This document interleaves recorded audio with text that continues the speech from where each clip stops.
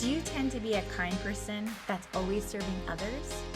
Have you experienced a religiously destructive relationship or an emotionally destructive relationship? Hi, I'm Tara. I've been there too. And this podcast is all about us living brighter and ever growing 1% at a time. Do you feel like that you could be struggling with a little bit of burnout right now? Well, you're not alone. This is actually a current struggle of mine and a very relevant topic. So let's chat. What is burnout? It's basically when we have long-term or unresolved stressors that start to affect overall life, and it creates like a lack of energy, a fatigue, a lack of desire to do things that we usually enjoy doing, which is similar to a depression, a desire to just escape, to burn the bridges, to usually when we're burned out, we're more reactive just because our emotional tank is very, very limited. We may feel stuck. We may tend to have a little bit more of black and white thinking, like if it's not this way, it has to be this way, and then that's part of our suffering. Sometimes, like with burnout, we tend to procrastinate more, and we start to just kind of going through the motions and not really present, and it sucks. It doesn't feel good. It's terrible. And it's one of those things that can creep up on us, and then before we know it, we're like, whoa, I think there's something up. I could be burned out. So let me tell you about my story recently.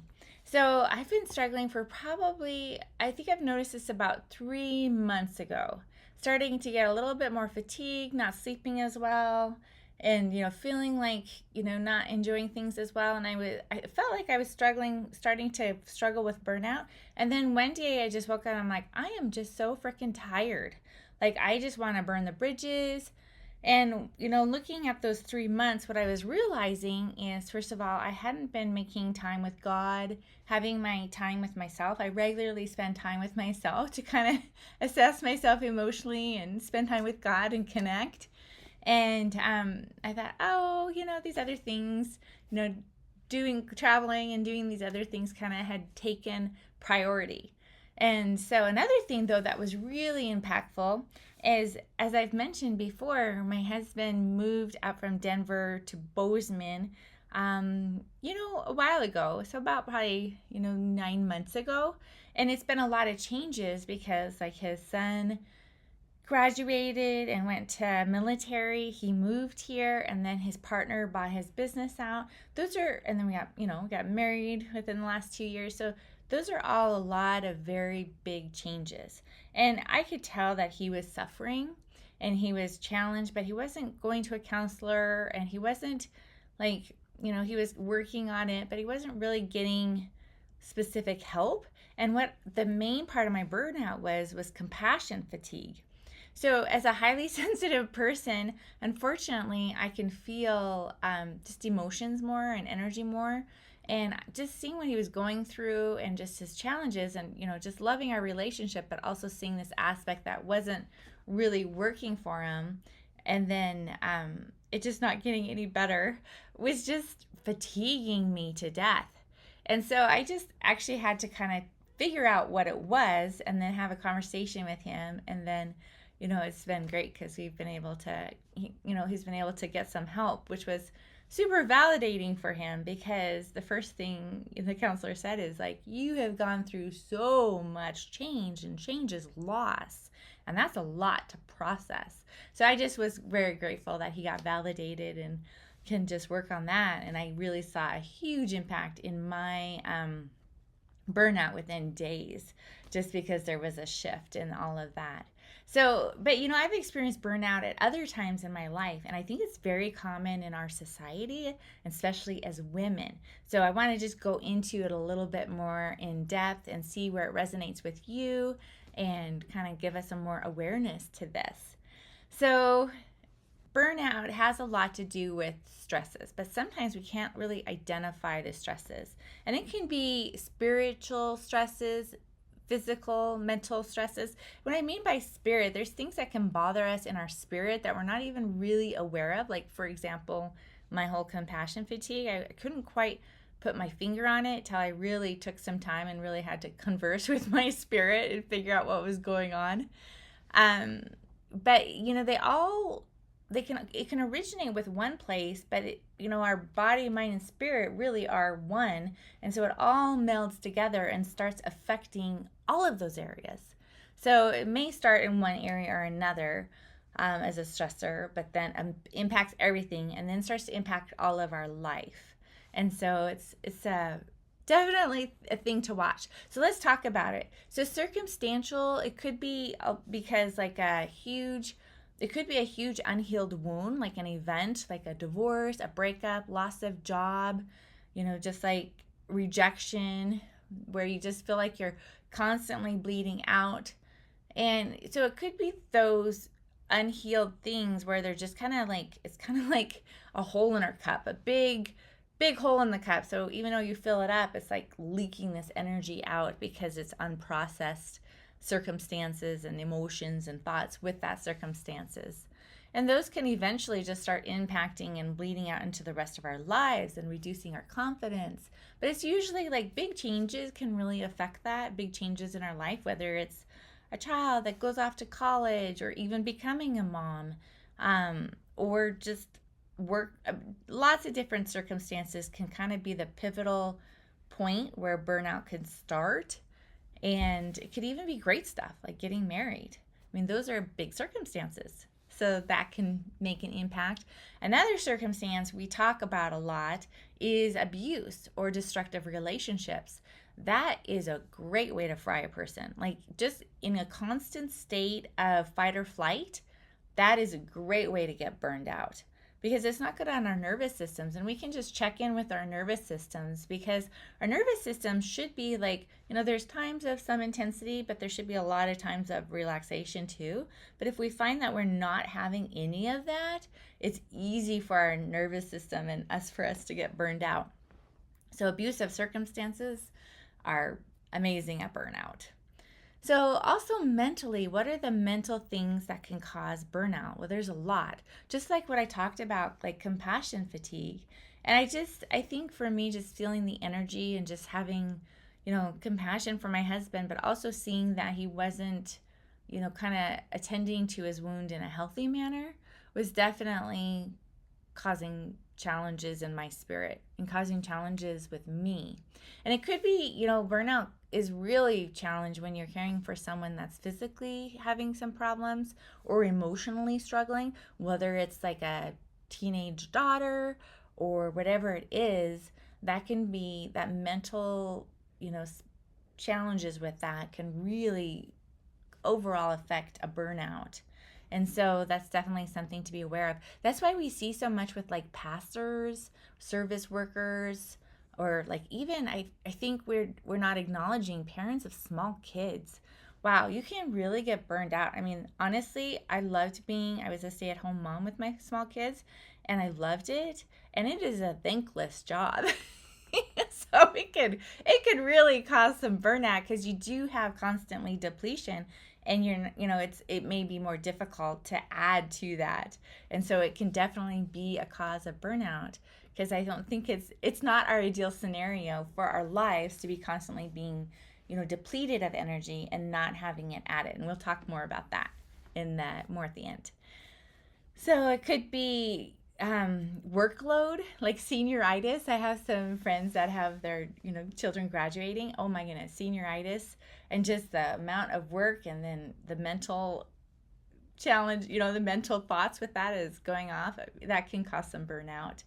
And then the last few episodes were about cancers of the mind, like these big things that are taking up all of our mind space, and those can just kind of meld into an overall burnout. An emotional labor that women typically go through being caregivers or being married and in a family is hugely impactful. And I think we really undermine the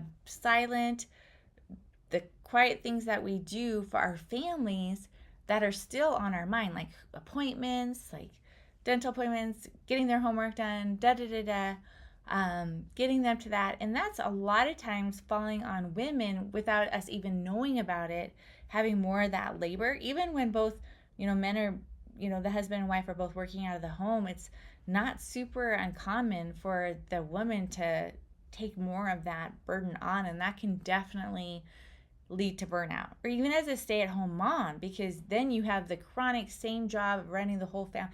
I mean, really good to really understand that that's silent emotional labor that goes into the family can be a huge cause of burnout.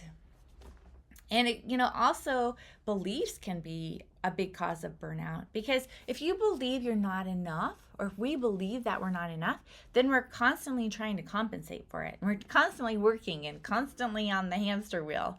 And that can be exhausting and lead to burnout. I had also, as I'm uncovering my burnout, I realized that I had, just kind of something stemming from my childhood, that even at 8 years old, I was chronically taking responsibility for others as a child that I didn't need to. And for example, I was, protecting my brother from bullies and da da da da, and things that I really didn't need to. But if a person as a child had excess responsibility, like caring for the emotions of a parent when parents are saying things to their kids that they really shouldn't be, or basically having to compensate for maybe one parent leaving. But any of those things can create patterns in our brains where we think I'm responsible for others, or I'm, things like that. And those belief systems can lead to burnout, where eventually, as we kind of allow those belief systems to permeate our lives, there's a time where it's just not going to serve us. So it's good to kind of delve into that, and what are some of those belief systems. Or an example is another belief system I see, like with my husband growing up on a farm and a ranch, is you just need to grind through this. You don't really take time to decide, you just grind through it. And that's a great way to create burnout as well, because you're not pausing and checking in with yourself and really attending to, our emotional wounds and different things. And so that's another one that can lead to burnout. Or like, I'm tough, So there's all sorts of belief systems that will eventually not serve us and create burnout. A big one, though, that I don't think a lot of us think about, and this is becoming very aware to me recently, is how much we tend to criticize our quote unquote negative emotions. And the constant criticism of ourselves, or, in an environment like, an abusive relationship where we're criticized, but it's the same as what we can do to ourselves. For example, like, let's say I had like lust, envy, jealousy, anger. It's very common for us to put those in a box of like, those are negative emotions, and then say, oh, I shouldn't feel that way. Oh, that's terrible. And there is so much judgment around our emotions, when really our emotions are just, information. It's telling us something about ourselves. And so, but the amount of judgment and the shoulds, like, oh, like, I don't want to hang out with my mom, but I should do that because, whatever, and I shouldn't feel this way, and I should do, the shitty shoulds are wonderful for burnout, because we're constantly shaming ourselves into doing things we don't really want to do. And so, judging our emotions and shitting all over ourselves are great opportunities for burnout. Are you a chronic people pleaser? Do you overgive, overfunction, pretty kind, and you're just tired, or maybe even a little bit resentful? Or are you wondering, like, wow, is this all to life? Is this how it works? Because I kind of feel like I'm going through the motions. Well, that's what the Unravel Notebook is for. It's 61 days to unravel our thinking, beliefs, and live a life intentionally as we connect closer with God, ourselves, and others, so we can be more confident and live brighter in this world. We also can get burnout starting from the physical side of us. Just if we get too fatigued, lack of sleep. Sleep's been a big issue for me as I'm going through hormonal changes, and thankfully I'm seeing a great naturopath, and I actually do hormones. I'm in menopause, and so grateful for that, and that really helps. But boy, that I see some of my friends that are going through menopause, and that lack of sleep, oh gosh, that physical part can affect burnout. Nutritionally, like if we're constantly nutritionally deprived, getting our nutritional, what we need to like run our brain, run our body and our guts, having a healthy biome. So, we can definitely get a burnout starting from the physical side.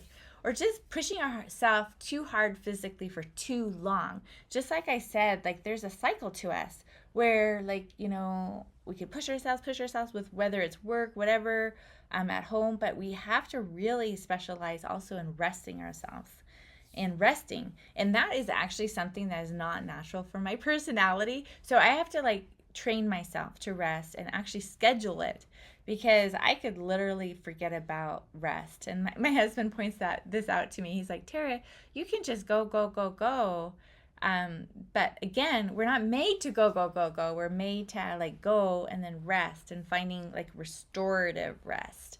And that, that's a whole issue as far as what's really restorative. And maybe for some people it's like a little Netflix and stuff like that, but we really have to check on the end result, because I'll tell you, too much Netflix isn't generally restorative. But it's good to like look into that, like what's restorative, and we're each individuals as far as what restores us. So that's super important. Another one with burnout is boundaries. Oh my goodness. Boundaries is huge. And I think this also played into, my challenges. Is there were a few issues that I was struggling putting boundaries, and I was procrastinating on it, and just the emotional going ons of like not putting out those boundaries and not being honest about how I was feeling. But also unrealistic boundaries, like thinking that we can do it all, thinking that not having boundaries around our time and our energy, like that's a big one. Boundaries around our energy. So if we're constantly yes people, and before we know it, we're like burned out. For me, I tend to have an unrealistic view of time sometimes, and I'm like, gosh, I can do this, I can do more, and I really have to remember that that I can't always do that, and understand that I tend to have an unrealistic view of time. So those are some boundary issues can really cause that, because we're not boundaries really help us advocate for our own mental, emotional, safety, and how we function best. And if we're not putting those around us to protect ourselves have ourselves create a healthy lifestyle and a healthy life, then it can easily allow things in that eventually lead to burnout. So, and you can have, again, spirit coming in from your spirit. Like I said, like not having my Zen Den time, or my time of like quiet, reading the Bible, introspective meditation, yoga. Like being in nature is very restorative to me. And we've been in winter. So all of those things. So they can all collude to one hot mess called burnout. And there's lots of examples that we know, and there's great examples even in the Bible. I remember the story of Elijah, and he had this great experience, as far as showing all of Israel that God is God, as far as he called down fire from heaven and burned up the altar, whereas the false prophets weren't able to do that. But it was a very emotionally intense experience and physically intense. And before you know it, he's like, just wants to give up. He's like so freaking burned out. He's like, I'm done with this. I can't handle this. And that's a great example of burnout after a good experience, but just a heightened emotional and intense experience, because there was a lot of pressure on him to, to show how like God can come down and burn up all of this altar where the false idols and the false prophets could not. So lots of examples. I think Psalms is really good about that, talking about David. We'll talk about his burnout and his spirit, and checking in with his spirit, and by finding out like, what is disturbing you, spirit? And that's a good example of struggling with burnout. So what's the solution? We've talked a lot about burnout. I hope you can think about like areas or times in your life that, hey, now that I look out, I was probably really struggling with burnout. The key to burnout is really to kind of see it before it's full on, and really start addressing it and working through it. So if you think you're struggling with burnout, it starts with curiosity and kindness, and just taking some time to check in with yourself. Like literally, if you make a list of all the things you do, and all the stressors, and like, is it draining you? Is it filling you up? And what is it doing? I think you can really see, well, that's easy why I'm having burnout. Everything I'm doing is actually for others, the family, and are drainers.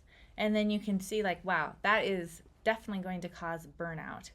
And when you start to see that, you start to think, if you can be curious, we can be creative and be like, okay, how can I get some support?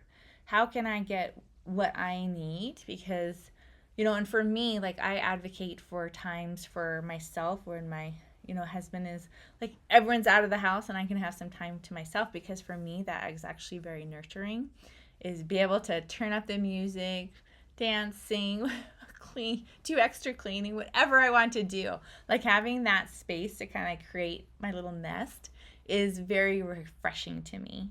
But everyone is different. It could be nature, it could be, doing something creative. Things that add to our tank are very individual, and we almost have to study ourselves and be like, wow, that actually added, or that really drained me, whether it's like relationships, activities, or whatever. But, also learning to be quiet and learning to just take that time to check in with ourselves and check in with our bodies, and just asking ourselves, like, body, how are you feeling? Where are you feeling stress? What are the things that are really on your mind? And like, journaling.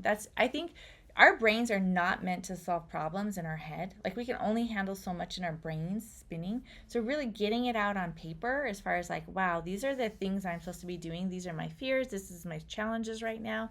And really just working through that. So obviously I'm a big advocate for taking time to yourself and just like really going internally and checking in with yourselves. That's a great way to help prevent burnout, and with kindness. Finding out where the energy is leaking, and then just tending to our wounds too. Like if we go through a big challenge, a big stressor, we really do need to give ourselves more kindness and compassion, and more things that actually are helpful to our spirits and to our physical and our mental, just helpful to ourselves. And it doesn't have to be big things. It could be just taking 10 minutes here and there to go for walks, do a little meditation, do a hypnotherapy. There's very short things we can add that can help with the burnout, because a lot of it is like we almost get in this cycle of like stress, and then it kind of depletes us, and then that causes burnout.